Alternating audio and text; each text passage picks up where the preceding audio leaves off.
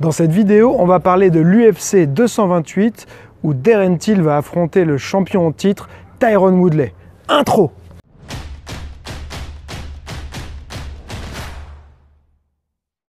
Salut, je suis en chemin pour aller faire quelques courses et je me suis dit que j'allais en profiter pour parler de l'UFC 228 qui va avoir lieu le samedi 8, là dans quelques jours.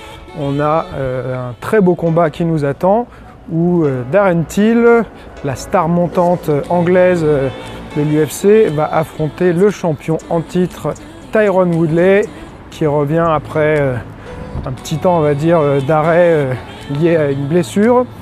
Donc là ça va être, je pense, un combat essentiellement de striker, même si Tyron Woodley à la base c'est un lutteur.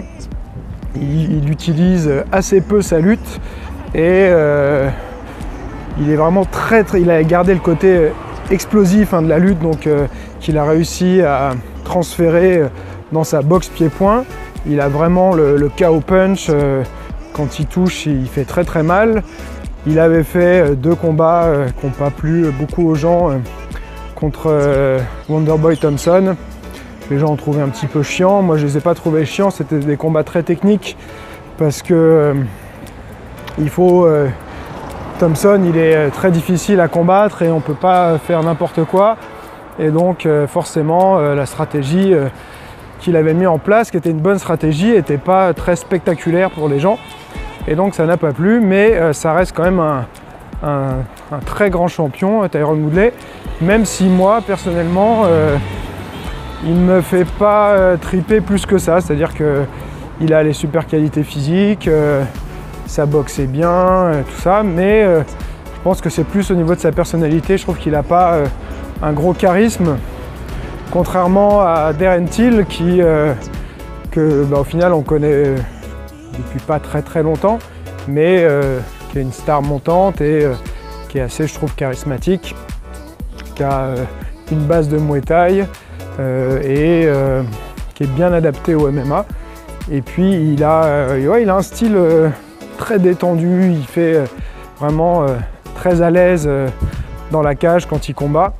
Quand on avait vu son combat contre Donald Cerrone, où c'était son premier gros combat, dans le sens où c'était sans doute le premier combattant du top 10 qu'il affrontait, il était complètement relax en apparence en tout cas, et ça n'avait pas duré bien longtemps. Il l'avait vraiment exterminé avec une aisance assez déconcertante, et c'est là que je me suis dit waouh, lui il va falloir le surveiller. Je ne m'attendais pas du tout à ça. J'avais regardé le combat pour Donald Cerrone que j'aime beaucoup aussi, et je connaissais vraiment très peu Darren Till à ce moment-là, donc j'avais été très surpris par ça. Et c'est pour ça que là sur cet UFC je suis un peu partagé. On a quand même donc deux combattants qui mettent des KO, donc tout peut arriver quand c'est comme ça, mais même si c'est Tyron Woodley qui est le champion en titre, j'ai ma petite préférence, on va dire, qui va pour Darren Till. Donc maintenant, est-ce que c'est voilà, le fait que je le trouve plus charismatique et tout ça qui me fait pencher du côté d'une victoire pour lui? Je suis peut-être pas très objectif sur ça, certainement. Mais voilà, donc moi, si je devais choisir, je donnerais plutôt Darren Till en vainqueur par KO, allez, on va dire troisième round. Voilà. Les pronostics, c'est toujours très casse-gueule, mais bon, c'est pas grave, je le fais. Si je me trompe, il se passe rien, c'est pas grave, je me serais juste trompé. Et on a sinon aussi un deuxième combat qui, moi, m'intéresse aussi, combat féminin. C'est Nicco Montano, qui est la championne de la nouvelle catégorie de l'UFC, les 125 livres. Donc moi j'ai regardé toutes les saisons du TUF, l'Ultimate Fighter, et donc elle avait gagné, il y avait une saison spéciale pour cette nouvelle catégorie où ils avaient pris les meilleurs au monde dans cette catégorie, et la gagnante a gagné la ceinture de l'UFC. Et donc elle avait gagné, Nicco Montano, mais Montano je crois qu'on dit, mais je trouve qu'elle n'a pas une grosse expérience. Il me semble qu'elle s'était blessée aussi après, donc Elle a mis longtemps à combattre. Là, c'est son premier combat, sa première défense de titre. Et elle affronte Valentina Shevchenko, qui est une tueuse. 17 fois championne en boxe pied-point, que ce soit boxe thaï, kickboxing, K1 et tout ça. Elle a battu Holly Holm et en fait, elle combattait depuis plusieurs années là, à l'UFC, mais elle n'était pas dans sa catégorie, on va dire, optimale. Elle était une catégorie au-dessus parce que simplement la catégorie du dessous n'existait pas. Et donc elle a dit que maintenant elle va enfin pouvoir combattre à sa catégorie naturelle.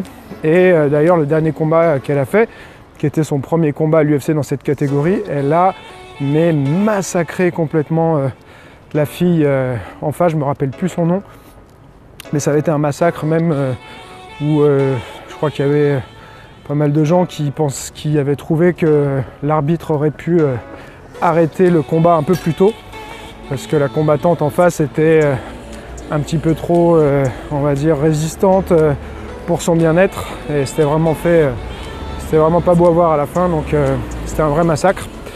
Et donc là, je pense, malheureusement pour Nicco Montagno, qu'elle joue pas dans la même cour. Elle a je crois que 7 combats en MMA, l'autre en a un truc comme 17, mais surtout, elle a, je sais pas, peut-être...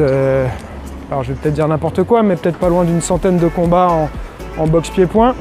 En tout cas, elle a une grosse expérience en boxe pied-point. Donc je serais vraiment très très surpris si Montagno gagnait. Et déjà même surpris si elle arrivait à terminer le combat.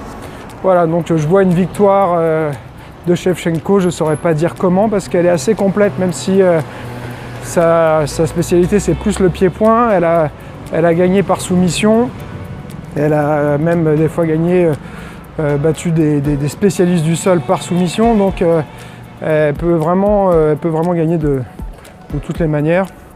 Donc voilà, là j'ai pas trop de prédictions sur ça. Peut-être quand même un KO, on va bien voir. Et il y a un autre combat qui sera à suivre, mais là il n'était pas dans le countdown de l'UFC.